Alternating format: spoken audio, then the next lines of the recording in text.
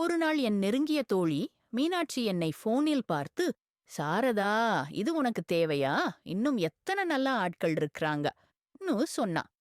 அவ தைரியம் கொடுத்து என்னை ஒரு வார இறுதி ட்ரெக்கிங் குரூப்புக்கு அழைச்சிட்டு போனா. அங்கேதான் ரமேஷை சந்தித்தேன். 59 வயசு, ரிட்டையர்டு பேங்க் மேனேஜர். அவர் மனைவியை 2 வருஷத்துக்கு முன்னாடி இழந்திருந்தார்.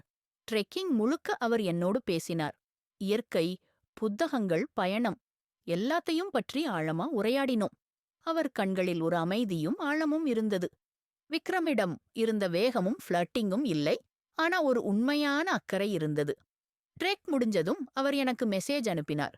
சாரதா, உங்களோட பேச்சு எனக்கு ரொம்ப பிடிச்சிருக்கு. ஒரு காபி சாப்பிடலாமா? முதல் சந்திப்பு ஒரு அமைதியான கஃபேல். அவர் தன் வாழ்க்கையைப் பற்றி பகிர்ந்து கொண்டார். தன் தனிமையை, மனைவியை இழந்த வலியை. நானும் என் கிரஷ் விஷயத்தை சொன்னேன். அவர் சிரித்து, வயசு ஒரு எண்ணிக்கை மட்டும்தான் சாரதா. உள்ளுக்குள்ள இருக்கிற உயிர்தான் முக்கியம். நான் உங்களை பார்க்கும் பொழுது ஒரு இளம் பெண்ணைத்தான் பார்க்கிறேன். பல மாதங்கள் சென்றன. நாங்கள் நண்பர்களானோம். பிறகு நெருங்கிய நண்பர்களானோம். ஒரு நாள் அவர் கையைப் பிடித்து, சாரதா, எனக்கு உங்க கூட வாழ்க்கையைத் தொடங்க ஆசை. திருமணம் வேண்டாம் என்றாலும் பரவாயில்லை, உங்களோடு இருக்க ஆசை. நான் அழுதேன். இம்முறை சந்தோஷத்தில்.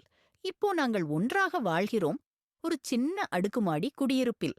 காலையில் ஒன்றாக நடை, மாலையில் ஒன்றாக சமைப்பது, இரவில் ஒருவருக்கு ஒருவர் புத்தகம் வாசித்துக் காட்டுவது. வயது ஒரு தடையல்ல. சரியானவர் வருவார். அது 30 அல்லது 56. மனசு இளமையா இருந்தால் போதும். இப்போ ஒரு முக்கியமான கேள்வி உங்களுக்கு.